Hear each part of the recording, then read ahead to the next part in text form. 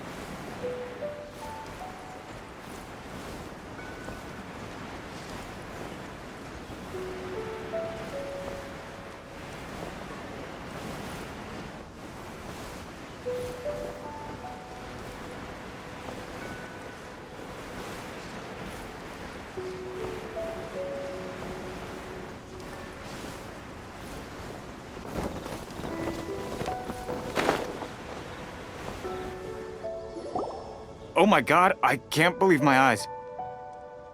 How can she lift that massive rock all by herself? She's gotta be one of those Adepti, surely. Oh, mighty Adeptus, please give me your blessing so that in the coming year I may reap a more bountiful salary.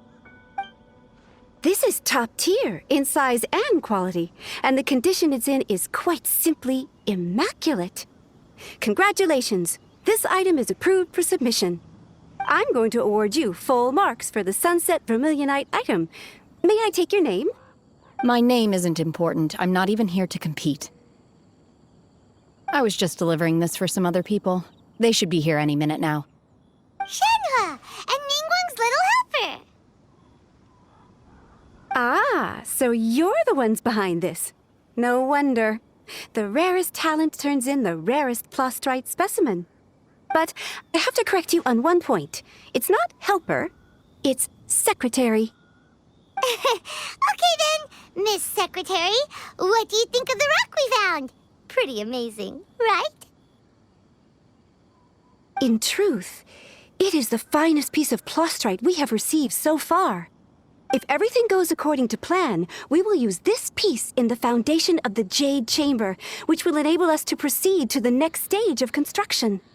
As a side note, Lady Ningguang has rented some dwellings in the nearby area to serve as accommodations for the contestants. If you need a place to rest, you are welcome to stay there. Now, please excuse me.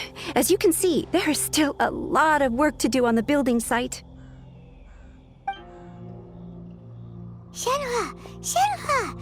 Just now on the way over, pretty much everyone was singing your praises! Oh, really? What kind of reaction is that? So strange. Aren't you happy about it?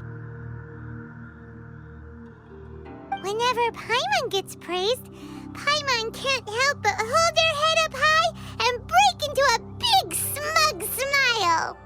I've had similar compliments before. They call me an Adeptus, treat me with great deference and respect, as if I'm set apart from the common folk. Yeah, 'cause that's how Adepti are. At least the ones we've met are pretty unique and reclusive, too. Way different than normal people. But I am not... Shenhe? I'm fine. I've been exerting myself quite a lot ever since we set foot in that abode. I'm just a little fatigued. Well, Byron said that there are some makeshift hotels we can use, right? Let's go check in and take a rest. No need. I simply need to find myself a secluded place in the wilderness to sit and meditate in silence. You can't do that. It's dangerous out in the wild on your own. When you're hungry, you go eat something tasty. And when you're tired, you go lie down in a nice, comfy bed. All right? Seriously, don't punish yourself like this. Okay. If you insist. Great! Now we're talking. Let's head to our hotel. One first found Shenhe by chance in a cave. One was passing by and sensed the presence of a god's remains. Being of an ever-vigilant disposition, one entered immediately to inspect the scene. Inside was Shenhe, then aged around 6 years old. In her hand, she held a dagger with which she was confronting a monster that was the god's remains incarnate. That sounds so dangerous. When one arrived, she had already been locked in confrontation with this monster for several days. Most mortal children are fragile, both physically and mentally, and are highly reliant on their parents for survival. But not so her. That she was able to endure such terrible danger was due not only to her strong willpower, but also to the bloodlust and homicidal instinct with which she was born. One dealt with the monster, yet she still refused to lower her guard. She even pointed her dagger in one's direction and remained ready to strike. Only after she was satisfied that one had no intention to cause her harm did she finally relent. She then passed out without uttering a single word. In other words, if you hadn't passed by that day, Shenhe might have... Not necessarily. Upon one's arrival, one could sense that the god's wrath was gradually receding. Even had the stalemate continued, one suspects that Shenhe may have still emerged the victor of the confrontation. That's still so dangerous, though. Why was a tiny little kid battling against the wrath of a god in the first place? Alas, the mortal world is rife with suffering of every kind. And she had experienced her fair share of this, even at a tender age. Seeing that she was homeless, one decided to adopt her. Indeed, it is one to whom she refers. Shenhe has an extraordinary constitution, making her well adapted to practicing the Adepti arts. All the Adepti cherished her talents, and so we were willing to train her. However, her homicidal urges did not subside with age. Rather, they grew stronger day by day. Mooncarver once performed a divination for her. He declared that her fate is to bear the curse of calamity. Consumed by malevolent energy, she is prone to bring harm to those around her. Such is the magnitude of the danger this poses, that her soul must be bound with red ropes to keep her homicidal instinct at bay. The red ropes have indeed served to keep her calmer and more content. They also seem to have rendered her somewhat inexpressive. Perhaps the red ropes are so powerful that they have suppressed some of her other emotions as well.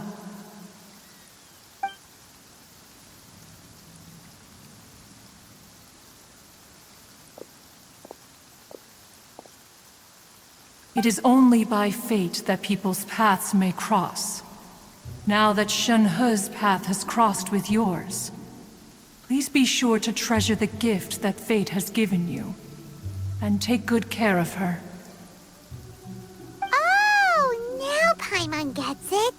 You came out here to check up on Shenhe because you were worried about her, didn't you? Huh. You dare draw such a facile conclusion on the nature of one's present excursion? Incorrect. The truth is that while Liyue Harbor may seem peaceful today, danger is always lurking in the shadows. Ningguang once made a bold assertion that this is to be the era of the contract between Liyue and the humans. Well, one is most curious to observe how she will respond to the coming storm. If she handles it admirably, one is willing to be a witness to her achievements. But if she does not, the Adepti shall not hesitate to seize control. Let us conclude our conversation here for today. One has occupied enough of your time, and night is approaching. Be sure to get ample rest.